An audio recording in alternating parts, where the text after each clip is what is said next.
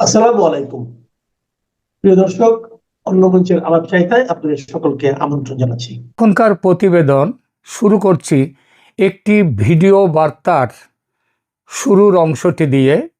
সেটা শুনুন প্রথমে। আমাকে মিথ্যাভাবে ফাঁসানো হয়েছে। এগুলা যেহেতু হাদির সাথে জামাতের একটা কানেকশন আগে থেকেই ছিল, ও- ও জামাতের প্রোডাক্ট, তো সেই জন্য জামাতিরা কোনোভাবে এই ঘটনা ঘটেছে। বাইকের মধ্যে আমি ছিলাম না, এবং ওই নিশ্চয়ই বাইক বুঝে গেছেন বার্তাটি ওসমান হাদির হত্যা মামলার প্রধান অভিযুক্ত ফয়সাল করিম মাসুদ তার। এই ভিডিও বার্তাটি শুধু শুনিয়ে দিলাম প্রথমে, এরপরে তার যে পুরো ভিডিও বার্তাটি তার সেটা আপনাদের সামনে নিয়ে আসব। এখন যে প্রশ্নটা নিয়ে এখন আলোচনা করব সেটা হচ্ছে যে ওসমান হাদির হত্যাকাণ্ড নিয়ে আমি এই চ্যানেলে ইতিপূর্বে 3টি ভিডিও আপলোড করেছি। তার প্রথমটি ছিল 16ই ডিসেম্বর। তার শিরোনাম ছিল, সেই প্রতিবেদনের শিরোনাম ছিল ওসমান হাদির খুনিকে খুঁজে দিলেন আগাথা ক্রিস্টি। সেখানে আমি উল্লেখ করেছি যে আগাথা ক্রিস্টির ওপরে এই দায়িত্ব, তার যে ধরন, তার যে গোয়েন্দা আরকুল পোয়ারো, তার যে ধরন তদন্তের, সেই অনুযায়ী এই খুনটি করেছে ওই ওসমান হাদির কাছের লোক, যাদের এই খুন হওয়ার ফলে যাদের লাভের সম্ভাবনা, তারাই তাকে খুন করেছে। অর্থাৎ মোটিভটা হচ্ছে বড় কথা। সেই মোটিভ দেখে আমি বলেছিলাম যে এই খুনের পেছনে বাংলাদেশে যে বর্তমান অন্তর্বর্তী সরকার এবং সেই সরকারের যারা চালিকা শক্তি, আমি স্পষ্ট করে বলিনি, কিন্তু আমি সেখানটায় প্রথম ভিডিওতে যেটা বুঝাতে চেয়েছিলাম সেটা হচ্ছে এই খুনের পিছনে স্পষ্টভাবে রয়েছে জামাতের হাত। এমনকি জামাতের এই কাজটি সম্পন্ন করার জন্যে যে শুটার বা ভাড়াটে খুনিকে নিয়োগ করা হয়েছিল, সেই খুনির নিয়োগের পেছনেও ছিল এই সরকারের সঙ্গে যারা আছে একদম উঁচু মহলে। তারা কারা? মোহাম্মদ ইউনূস এবং জেনারেল ওয়াকারুজ্জামান। আমি ইঙ্গিত করেছিলাম এই যে ভারতের ওপর দোষ দেয়া হচ্ছে, আওয়ামী লীগের ওপর দোষ দেয়া হচ্ছে, এরা কেউ নয়। এই খুনি হচ্ছে এই সরকারের ভেতরে যারা একদম উঁচুতে বসে আছেন তারা। আমি আমার দ্বিতীয় ভিডিও করেছিলাম তার 3 দিন পরে, যেদিন হাদি মারা যান, এবং সেই দিনের ভিডিওতে আমি বলে এসেছিলাম, আরও স্পষ্ট করে বলেছিলাম যে এই ভিডিওর পেছনে যে জামাতের হাতের কথা, সেটা সেখানে বলেছিলাম। এবং 26 তারিখে আমি সেখানটায় নিয়ে এসেছিলাম এই বক্তব্য যে হাদির ভাই ওমর হাদি, তিনি বলছেন যে এই খুন করা হয়েছে নির্বাচন রুখতে। অর্থাৎ আমি প্রথম দিন যেগুলো বলেছিলাম ঠিক সেই জিনিসগুলোই পরবর্তী সময়ে একেবারে কাঁটায় কাঁটায় মিলে গেল। এই পরিপ্রেক্ষিতে আমি তৃতীয় দিন অর্থাৎ 26 তারিখের ভিডিওতে আমি এটাও বলেছিলাম হাদির খুনি বর্তমানে কোথায় আছে।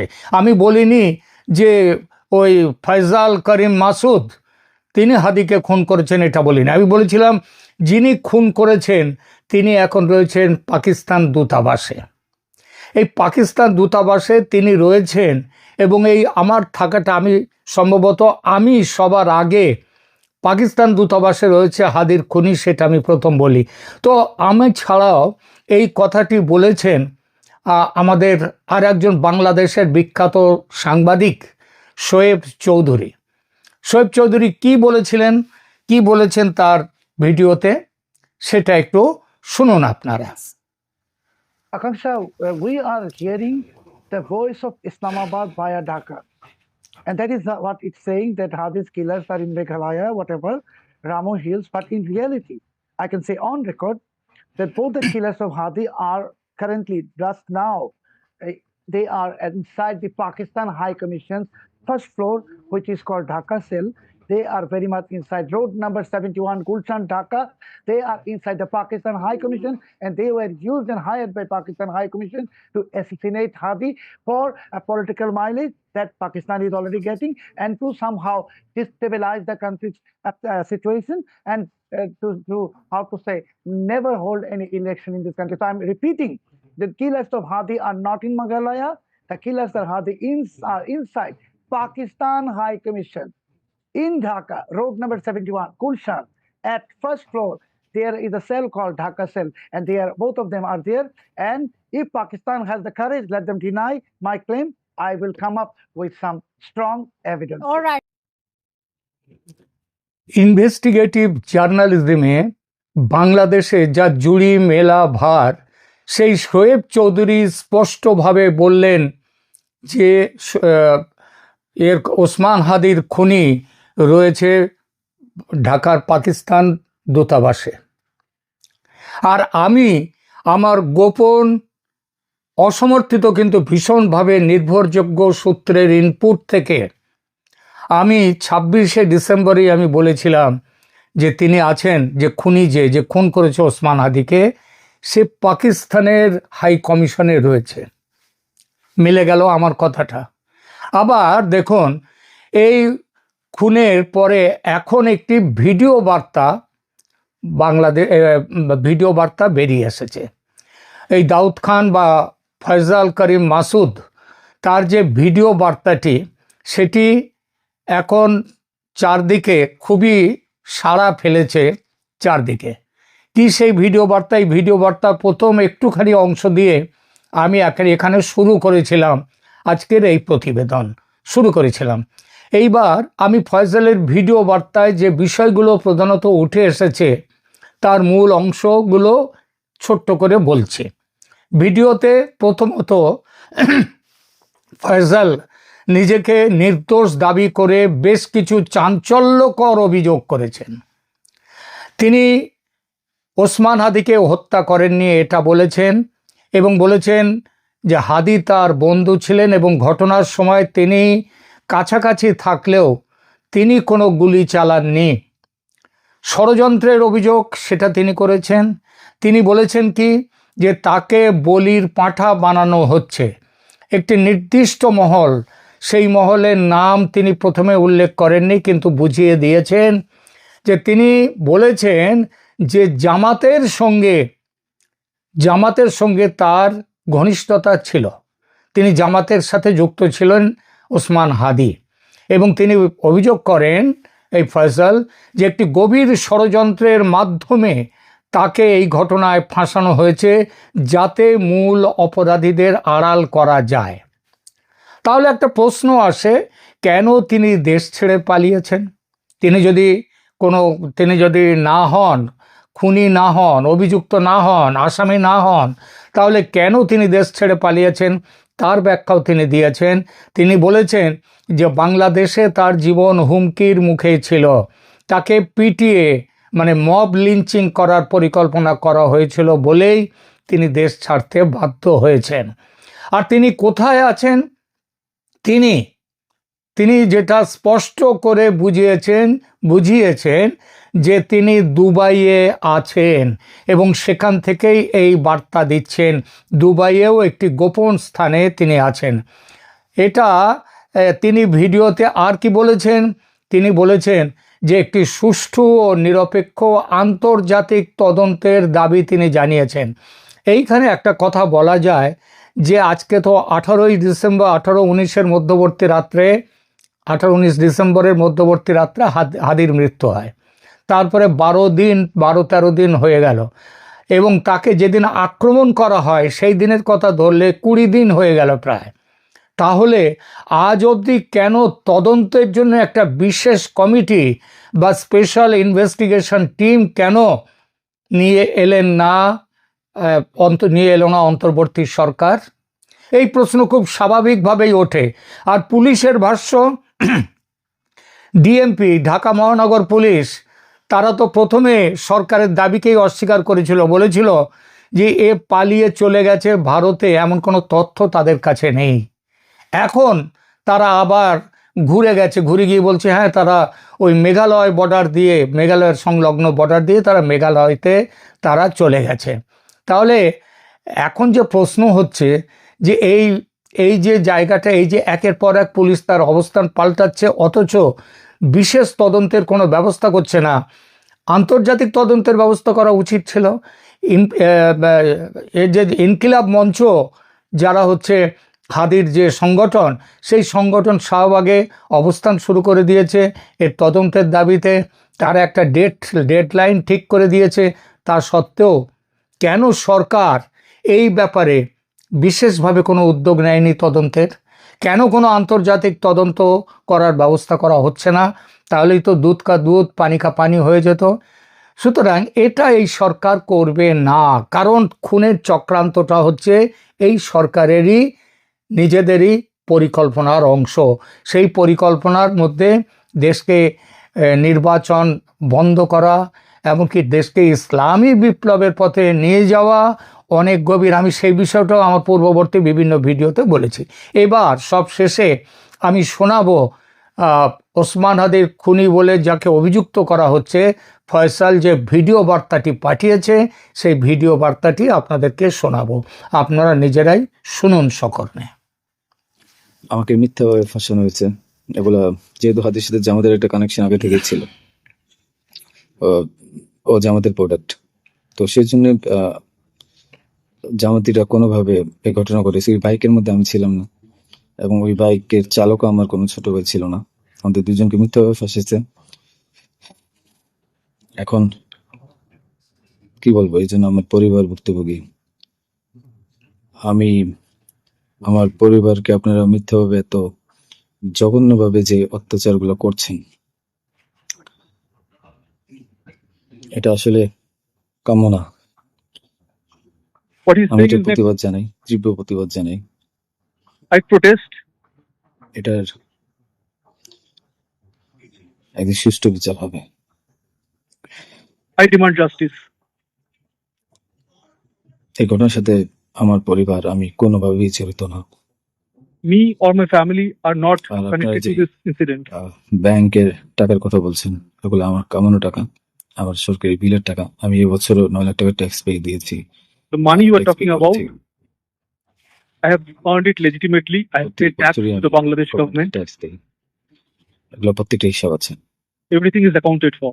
আমি এরকম বিচিত্র কাণ্ড আমি খুব কম দেখছি। মানে আমার আমার মনে পড়ে না যে এরকম পিকুলিয়ার ঘটনা। আপনাদের সামনে আমি শুরুতেই দুইটা নিউজের হেডলাইন পাশাপাশি রেখে আমি আপনাদেরকে একটু দেখাতে চাই। একটা হেডলাইন হলো, দেখেন, হাদির হত্যাকারীদের 2 সহযোগী ভারতে গ্রেফতার। জানেন গতকাল থেকে সবাই এটা নিয়ে বেশ ইন্টারেস্টিং একটা খবর, সবাই গ্রেফতার হোক এটা সবাই জানতে চেয়েছিলেন। তো এর মধ্যে তো একটা সূক্ষ্ম রাজনীতি আছে। পরের খবরই আবার দেখেন, পরের হেডলাইনটা হচ্ছে হাদি হত্যা, ফয়সাল ভারতে নেই, কেউ গ্রেফতারও হয়নি বলছে মেঘালয় পুলিশ। এবার দেখেন টাসকি খাওয়ার অবস্থা না। বাংলাদেশের পুলিশ বলতেছে যে হাদির গ্রেফতারকারী 2 জন ইন্ডিয়ায় গ্রেফতার, মেঘালয়ে গ্রেফতার, তাই না? আর একদম আনুষ্ঠানিক প্রেস কনফারেন্স করে, জেনরেন লোক না যে কোথাও কোনো এক সাব ইন্সপেক্টর বলে দিচ্ছে, ওসি সাহেব বলে দিচ্ছে, নাকি এসপি সাহেব, তাও না। এবং পুলিশের মূল মুখপাত্র যে তিনি কি বলছিলেন, ইনকিলাব মঞ্চের মুখপাত্র শহীদ শরীফ ওসমান হাদিকে হত্যার ঘটনায় সরাসরি জড়িত 2 সহায়তাকারী ভারতের মেঘালয় পুলিশের হাতে গ্রেফতার হয়েছে বলে জানিয়েছে ঢাকা মহানগর পুলিশ ডিএমপি। আমি যে বলছি যে সূক্ষ্ম একটা কাহিনী আছে, এই সূক্ষ্ম কাহিনীটা আমি আপনাদের নজর দিব। আগে একটু খবরটা জেনে নেন। একই সঙ্গে ডিএমপি প্রথমবারের মতো স্বীকার করলো যে হাদির হত্যাকারীরা ভারতে পালিয়েছে। রোববার ডিএমপি মিডিয়া সেন্টারে আয়োজিত এক সংবাদ সম্মেলনে এসব জানান ঢাকা মেট্রোপলিটন পুলিশের অতিরিক্ত police commissioner crime and operations S N. Mohammad Nazrul Islam. তিনি বলেন, ঘটনার দিনই হাদিকে গুলি করা ফয়সাল করিম মাসুদ ওরফে দাউদ ওরফে রাহুল ও মোটরসাইকেল চালক আলমগীর শেখকে শনাক্ত করা হয়। এটা শনাক্ত করা খুব সহজ, এটার জন্য ডিটেকটিভ হওয়া লাগে না। মোটরসাইকেলে যেভাবে ছিল তার ড্রেসপাতি দিয়ে এর আগেই জেনজিরা এটারে বাইর করে হয়েছে যে এই ছেলে ওই ছেলে, জেনজিরাই প্রথম বের করছে। মোটরসাইকেল চালক আলমগীর শেখকে শনাক্ত করা হয়। তাৎক্ষণিক তাদের গ্রেফতারের জন্য আইন শৃঙ্খলা বাহিনী একাধিক টিম সাভার, হেমায়েতপুর, আগারগাঁও, নরসিংদীতে অভিযান পরিচালনা করে। ধারাবাহিক অভিযানের অংশ হিসেবে ডিএমপির একটি টিম ময়মনসিংহের হালুয়াঘাটের সীমান্তবর্তী এলাকা পর্যন্ত অভিযান পরিচালনা করে। আচ্ছা, খুব ভালো, পরিচালনার ফলাফল অশ্বডিম্ব। এই ঘটনায় এখন পর্যন্ত 11 জনকে গ্রেফতার করা হয়েছে জানিয়ে তিনি আরো বলেন, এই ঘটনায় জব্দ আলামতের মধ্যে রয়েছে এছাড়া নানান কিছু এখানে। আচ্ছা, কিভাবে সীমান্তে যেভাবে পাড়ি দিছে এই ঘটনা আপনারা জানেন যে ওখানে এক ছেলে, হাজং ছেলে সম্ভবত, ছেলেটার নাম এই মুহূর্তে আমি ভুলে গেলাম, সেই হাজং ছেলেটা সে হেল্প করছিল, ওই ছেলেও পরে পালাইছে। 2-3টা গাড়ি চেঞ্জ করে তারা গিয়া হালুয়াঘাটে পৌঁছেছে, কেমনি বিকাশে টাকা নিচ্ছে। ফিলিপ সম্ভবত, ফিলিপ স্নান সেই ছেলেটা। আচ্ছা, এইসব কাহিনীটা কিন্তু তুলে ধরছে। 7 থেকে 10 দিনের মধ্যে মামলার চার্জশিট দেওয়া হবে। ইনকিলাব মঞ্চ তারা বলতেছে 24 ঘন্টার মধ্যে গ্রেফতার। হত্যাকাণ্ডের পেছনে 5 আগস্টের ক্ষতিগ্রস্তরা, আওয়ামী লীগের উপরে একটা দায় দিতেই হয়, এটা তো থেকেই যায়। আচ্ছা, আমরাও উড়িয়ে দিলাম না, ধরেন আমাদের তো উড়িয়ে দেওয়ার কোনো সুযোগ নেই। বাংলাদেশের রাজনৈতিক দলগুলো সম্পর্কে আমাদের ধারণা আছে, আমরা সবাই জানি কি করছে। কিন্তু কাহিনী হইল এই যে বিস্তর বর্ণনা দিচ্ছে যে হাদি গ্রেফতারকারীরা মেঘালয়ে গ্রেফতার হয়েছে, তাৎক্ষণিক সময় বেশি যায়নি। তারপরই বলতেছে যে ভারতের সঙ্গে কোনো সমন্বয় ছাড়াই ঢাকায় এমন বিবরণ তৈরি করেছে, ধারণা মেঘালয় পুলিশের। আচ্ছা, শরীফ ওসমান হাদি হত্যার প্রধান সন্দেহভাজনে পালিয়ে ভারতে যাওয়া এবং তাকে সহায়তার অভিযোগে দেশ দুটিতে 2 জন গ্রেফতার হওয়ার যে তথ্য ঢাকায় পুলিশ দিয়েছে, মেঘালয় পুলিশ তা অস্বীকার করেছে। রোববার ভারতীয় সংবাদ মাধ্যম হিন্দুস্তান টাইমসের প্রতিবেদনে বলা হয়েছে, দেশটির সীমান্তরক্ষী বাহিনীও বিএসএফ ডিএমপির দাবি দুটি প্রত্যাখ্যান করেছে। রোববার হাদি হত্যা মামলার অগ্রগতি জানতে সংবাদ সম্মেলন করে যে ডিএমপি যে দাবিটা দিয়েছে সেটা বলে যে হাদি হত্যার 2 সন্দেহভাজন ফয়সাল ও আলমগীর শেখ ভারতে পালিয়ে গেছেন, এইসব বলেছে। আবার এর ঘন্টা 2 পরেই, মানে আমাদের ঢাকার পুলিশ এই দাবি করার 2 ঘন্টা পরেই আপনার হিন্দুস্তান টাইমসের অনলাইন প্রতিবেদনে, মানে কতটা দ্রুততার সাথে তারা জিনিসটা কত দূর মার্ক করছে, খেয়াল করছে, দেখেন দ্রুততার সাথে তারা এই হিন্দুস্তান টাইমসের অনলাইনে প্রকাশিত প্রতিবেদনে বিএসএফ ও মেঘালয় পুলিশের বরাত দিয়ে ডিএমপির দাবি অস্বীকার করা হয়।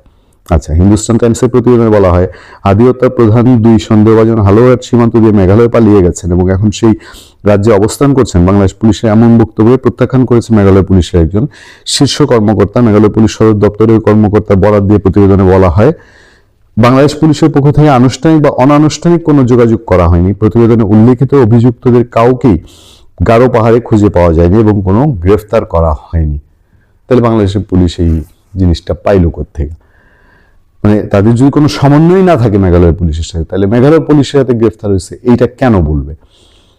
হাদি হত্যার অভিযুক্ত ফয়সাল আলমগীর সীমান্ত পার হওয়া বাদ এই ঘটনার পুত্রী ও স্বামী নামে 2 জনের ভূমিকার পক্ষে কোনো গোয়েন্দা তথ্য, সরজমিন যাচাই বা অভিযানগত কোনো প্রমাণ নেই বলে প্রতিবেদনে দাবি করা হয়েছে। মেঘালয় পুলিশের শীর্ষ কর্মকর্তার বরাতে বলা হয়েছে, পুত্রী বা স্বামী নামে কাউকেই, খেয়াল করেন, মেঘালয়ের কোথাও শনাক্ত করা যায়নি, খুঁজে পাওয়া বা গ্রেফতার করা সম্ভব হয়নি। ধারণা করা যায় ভারতীয় কর্তৃপক্ষের সঙ্গে কোনো প্রকার ভেরিফিকেশন বা সমন্বয় ছাড়াই এই বিবরণ তৈরি হয়েছে। মেঘালয় পুলিশের এই দাবির পক্ষে ভারতের সীমান্তরক্ষী বাহিনীও সমর্থন জানিয়েছে বলে হিন্দুস্তান টাইমসের প্রতিবেদনে বলা হয়েছে। সেখানে আরো বলা হচ্ছে যে হালুয়াঘাট সেক্টর দিয়ে এই ব্যক্তিদের আন্তর্জাতিক সীমান্ত পার হয়ে মেঘালয়ে প্রবেশ প্রকার প্রমাণই নেই। বিএসএফ এর পক্ষ থেকে এমন কোনো ঘটনা শনাক্ত বা রিপোর্ট করা হয়নি। মানে পুরো তো মাথা গুলায় যাওয়া অবস্থা। আচ্ছা, আমি আর রিপোর্টটা না পড়ি, ফিলিপ সেনারের কথাটাও এখানে এসছে। যদি বাংলাদেশ পুলিশ বলছে এরা ভারতে চলে গেছে, আর যদি এটা সত্য হয় ভারত পুলিশের দাবি, তাহলে ফয়সাল এবং আলমগীর কোথায়? বিশেষ কারো আয়ত্তে যারা বাংলাদেশের ভেতরে এই ঘটনাটা ঘটিয়েছে। যদি ধরেন ইন্টারনাল, ওই যে বলছিলাম সূক্ষ্ম একটা কাহিনী আছে। সূক্ষ্ম কাহিনীটা হলো যে মেঘালয় পুলিশ বলতেছে বাংলাদেশ কোনো সমন্বয় না করে এটা বলছে। তো এটা পুলিশ অ্যারেস্ট করলে পুলিশ সোর্স কেন এটা কনফার্ম হয় না যে কারণ আরেকটা দেশ সাথে সাথে না করে দিবে আমরা এরকম গ্রেফতার করিনি? এই জিনিসটা কি আমাদের পুলিশের মাথায় আসেনি? আর এটা যদি এমন হয়ে থাকে যে আমাদের পুলিশের হাতে নিশ্চিত তথ্য আছে যে গ্রেফতার করা হয়েছে আর ভালো অস্বীকার করতেছে, এটা তো খুবই সন্দেহজনক। তখন তো ভারতকে ইন্টারন্যাশনাল চ্যালেঞ্জ করার কথা যে তোমরা গ্রেফতার করছো আমাদের দেশের খুনিকে, তোমরা আমাদের কাছে দিচ্ছ না। ব্যাপারটা এই জায়গায় চলে যায় না? মানে পুরো জিনিসটাই এখন ওই যে ভারত বাংলাদেশ যে একটা ইন্টারনাল ক্ল্যাশ চলছে এবং একটা অংশ যে কোনো না কোনো ভাবে ভারতের সাথে একটা যুদ্ধ লাগাই ছাড়বে, এই জায়গায় চলে গেছে না?